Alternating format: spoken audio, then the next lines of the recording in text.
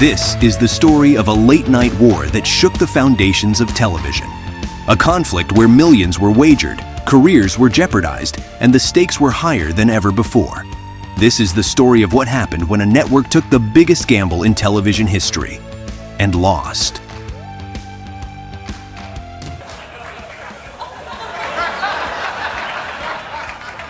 I think the longer we just sit here, the more uncomfortable it will make Jay. Jay Leno, a workhorse, a stand-up veteran who had paid his dues. He inherited the coveted Tonight Show throne from Johnny Carson in 1992. I'm talking, of course, to the anvil-headed Jay Leno. Now, since you're going to be here on kind of a regular basis, is that going to cut down on your traveling? No, I'll still fly out. I'll still be out 4 or 5 nights a week doing bonus? What is that? I'm on the Delta one, the Frequent Survivor program. A controversial decision that ignited a bitter feud with David Letterman. For over a decade, Leno was king. He consistently delivered strong ratings, averaging 5.2 million viewers a night, making him a cash cow for NBC. He generated an estimated $300 million a year in ad revenue, a figure that made him untouchable. He was the network's golden goose, their most prized possession. They said he was unbeatable. They said he'd never leave. They underestimated the one thing that can topple any king: time. Conan O'Brien. Harvard-educated. A former writer for The Simpsons, he was an unlikely successor to Letterman's late night. Critics dismissed him as too unconventional, too niche. But O'Brien defied expectations. He built a loyal following, particularly among younger viewers, a demographic highly coveted by advertisers. He averaged 2.5 million viewers a night. He was the underdog, the outsider. But his growing popularity represented a threat to the established order, a threat that NBC felt they had to contain. I'm going to leave the show in 2009. Whoa. Okay. All right. No, let me explain. Let me explain how these things work. About 6 months ago, I sat down here with the folks at NBC, and they said, we want to re-up. And I said, okay, what do you want to do? Because I don't have a manager and agent. I like the people I work with. They're nice folks. And they said, and this is a high-paying job. Oh, it's a great paying job. So they said, listen, we would like to do 5 more years. I said, great. It's all talk about Conan O'Brien. Will he go to ABC? Will he go to one of these other networks? And they came to me and they said, we don't want to lose Conan O'Brien. And I said, oh, okay, what does that mean? And they said, we think Conan would be a good replacement, as I do. Conan is a gentleman, funny, the hottest late-night guy out there, excellent. I don't want to see Conan go anywhere else. I'm 59. I'll be 59 years old when this leaves. 5 years from now. That's 1,200 shows. They're not going anywhere tomorrow. And I'm proud to say this show has been #1. We will keep it #1. And then in 2009, I'll say, Conan, take it over. It's yours. Because, you know... 5 years. A glacial pace in the cutthroat world of network television. 5 years for anxieties to fester.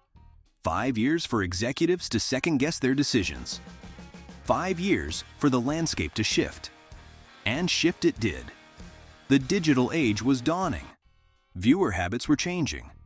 The once unbreakable grip of network television was beginning to loosen. In 2004, NBC was reportedly earning $500+ million in ad revenue from their late-night programming. At the center of it all was Jeff Zucker, the embattled CEO of NBC Universal, a man known for taking risks, for better or for worse.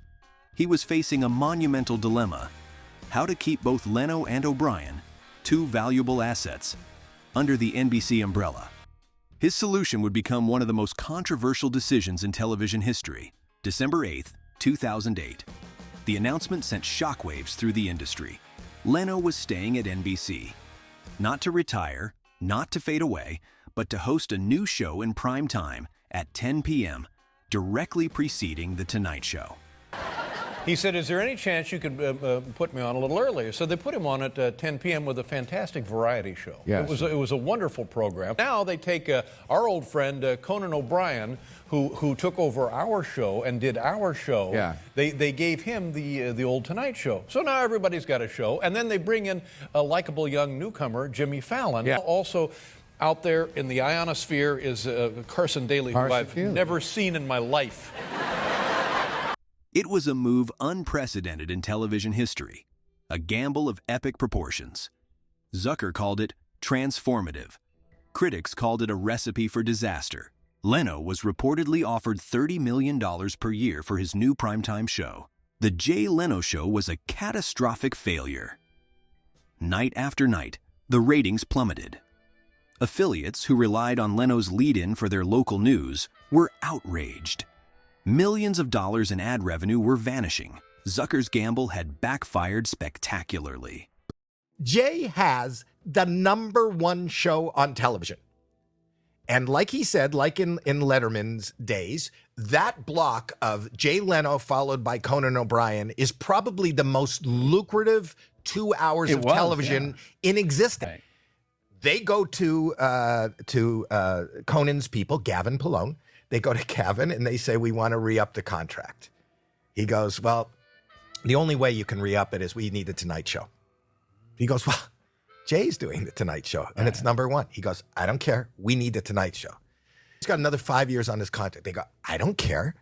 Then we don't know what's happening in 5 years. Right. They risk versus reward. They say, well, we're not going to lose this hour to Fox or ABC.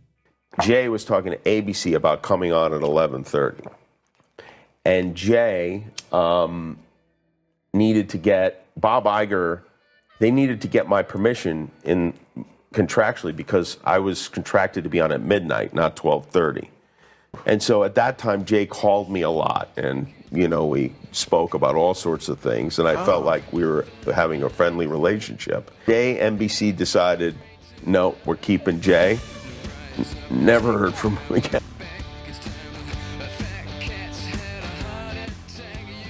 And Conan O'Brien, the guy who had waited 5 years for his shot at The Tonight Show, was paying the price. His ratings were suffering, not due to his performance, but because of the lead-in disaster that preceded him. He was trapped in a no-win situation, his dream job rapidly turning into a corporate nightmare. January 2010. The simmering tensions exploded into Hollywood mayhem. It was a public relations catastrophe, a corporate bloodbath played out on the national stage. NBC was hemorrhaging money and credibility. The network was in freefall, and its two biggest stars were locked in a bitter struggle for survival, a declaration of independence, making it clear that he would not participate in the destruction of The Tonight Show. He was taking a stand, even if it meant sacrificing his career at NBC. Amidst the chaos, there were other casualties. Reputations were damaged. Careers were jeopardized.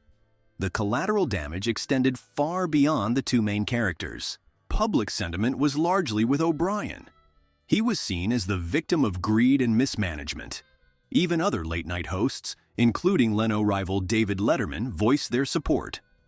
The hashtag Team Coco became a rallying cry, a symbol of resistance against the perceived injustice. During the controversy, the Conan Tonight Show temporarily saw a ratings spike, reaching over 4 million viewers on some nights. January 22nd, 2010. The war was over. A truce of sorts had been reached. But the scars remained. Conan O'Brien walked away from The Tonight Show and NBC with a $45 million settlement. A substantial sum, but a pittance compared to the potential long-term value of The Tonight Show franchise. Leno was reinstated as host, but his return was met with mixed reactions. I don't know. It's just fun. Conan has been offered $30 million to walk away from his NBC contract. Team Conan. Team Conan. I'm Team Conan. Conan. I do like Jay Leno as well, but Conan's just hilarious. We're Team Letterman, though. I'm Team Letterman. Right. Actually, yeah, well, I won't say anything. That was great. Years ago, when NBC said to Jay, you know what, Conan's going to take over your job in 5 years, that's when you say, okay, fine, no hard feelings. You call ABC, you call Fox, you try to get my job, you leave. You don't, yeah, okay, but I'll be in the lobby, if you need me. Don't hang around. You go across the street and you punish NBC and you make them eat your words. Right. And then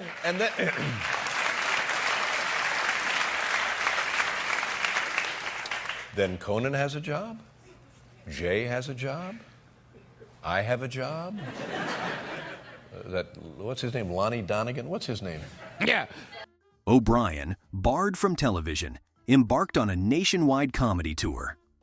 Its popularity was a testament to his resilience and the connection he has with fans. He may have lost The Tonight Show, but he had gained something far more valuable: his freedom from The Tonight Show dream. What's this? Is this a telegram? Thanks, Gil. It's from Jay Leno. Hope stand-up's going well. Ha, see, it's not so hard after all. Anyone can do it.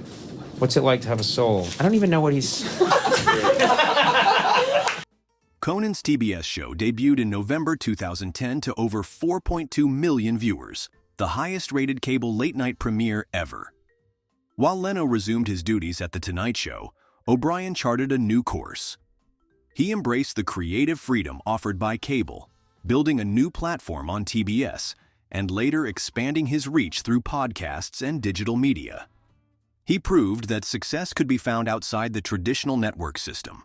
The late-night war of 2010 left its mark on the television landscape.